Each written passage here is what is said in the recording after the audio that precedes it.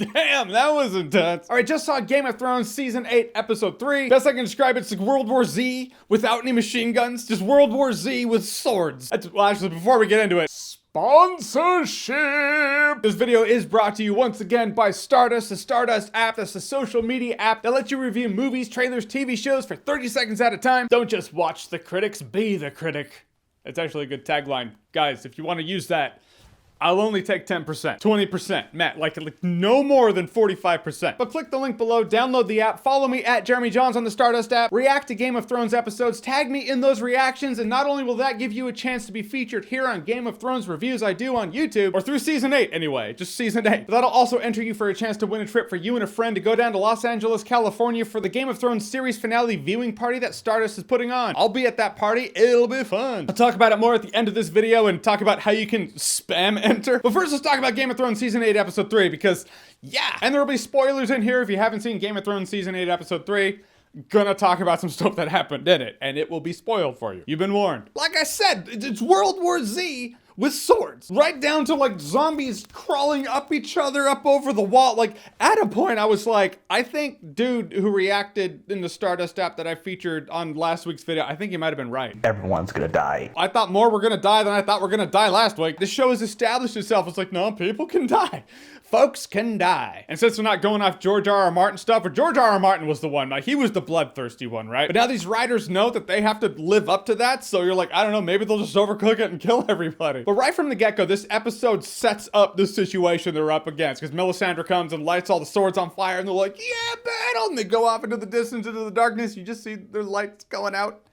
And then they're gone. And you're like, yeah, that doesn't look good. Nightman, fighter of the day man, even had his Sephiroth moment. I was like, who else thought of Sephiroth? Come on. If you didn't, then you've never played Final Fantasy VII. It's as simple as that. For a while, though, I was like, Melisandre, what is it you do here? She lit the swords on fire. They all got wiped out. She lit the moat on fire. They got through that. I was like, what do you do? She gave Arya a pep talk, and I was like, blue eyes, and you're going to kill blue eyes. Oh, the Nightman. Fighter of the day, man. That was pretty open to interpretation. How come everyone has to be so cryptic? My God, just say, go kill the night, asshole. Do it. Why blue eyes? Because she could have been like, yeah, you do have blue eyes. Thanks, witch. Guess someone with blue eyes shouldn't tell someone to kill someone with blue eyes. Plus, has Arya ever seen that guy? How did she know he had blue eyes?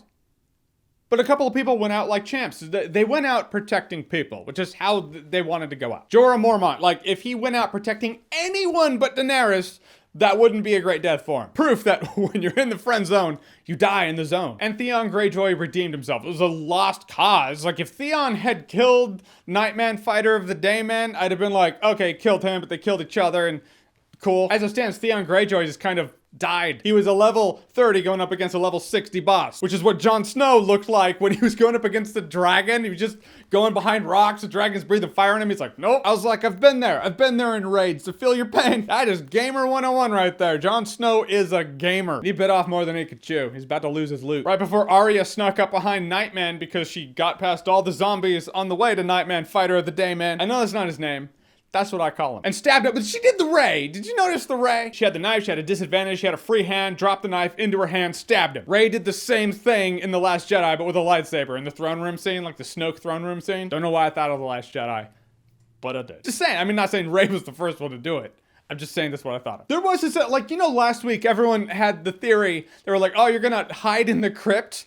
That's not smart. This guy can raise the dead. You're gonna hide in a room full of dead people? I heard that and I was like, that's so obvious. They're not gonna do that. They've been dead for too long, right? He can't raise them. Nope, you were all right. I didn't even think of it because I was like, it's too obvious. We all heard horse hooves. You called horses, I called zebras. But this was a great intense episode. Usually Game of Thrones is that cerebral fighting. Strategy, tactics, the Game of Thrones. This was the game of life. And by game of life, I don't mean game of life. I mean trying to live. A lot of conflict, a lot of it's risk, and I do mean the board game Risk. A lot of people died, a lot of friendships were broken, a lot of tables got flipped. It was fucking savage. I didn't even get a clear picture of everyone who survived this thing. I guess I'll find out next week, and we'll get back to King's Landing, find out what they're doing over there. I feel like the battle's not going to rival this. We're not going to get a battle that's going to be this intense. So I wonder what it'll be. I feel like it'll either be like someone's going to take Cersei out with a bow and arrow, or they're going to get there and she's going to be on the throne and be like, all my friends left me. I guess you kill me now. I don't know. All I know is you had a horde of medieval zombies and their mystical overlords trying to wipe out all life in the north that's holed up in Winterfell. Dragons breathing fire on them, dragons versus dragons. And that went on for about an hour and a half. Because if I'm being honest with myself, if I really think about it, although I enjoyed the hell out of the episode for entertainment value, it is a tonal shift. Like, everything was King's Landing and the Lannisters and the scheming, and then at a point in Game of Thrones, all attention was like, oh, the zombies in the north are coming. So all resources and attention's being thrown there, and then the dude gets stabbed and now he disappears and he's gone without any real dialogue or build up with him as a character. And I was like, all right, attention back to King's Landing now. I really need the King's Landing thing. I need the throne, the Game of Thrones, to pay off in order for the show to feel like it paid off in the end. So I very much enjoyed it. I'm glad Game of Thrones had an episode like this. We've seen fighting before, we've seen dragons breathe fire before, but you know the budget went to this episode. So I enjoyed it. What did you think? Here are some Stardust reactions of people who had some thoughts. So that happened. The action was awesome. Battle was fantastic. That was a battle for the ages. It looked like they was gonna lose. I'm not saying I wanted a bunch of characters to die, but I think everyone was expecting a ton of major characters to really bite the dust on this one, and we didn't really get that. But I just gotta say, one, that felt like a personal attack on me. I lost some people that I cared a lot about. This one's for you and Theon. Lyanna Mormont dies, and that was like, oh my gosh, you can hear her bones cracking.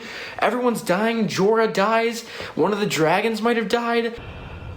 I'm hodoring in silence and sorrow. We got some characters died that we've been attached to since season 1, so there was the stakes, and the Night King is finally defeated. Now it's on to Cersei. The Night King was supposed to be this big threat, and it just feels like he kind of went out like a bitch. Holy shit.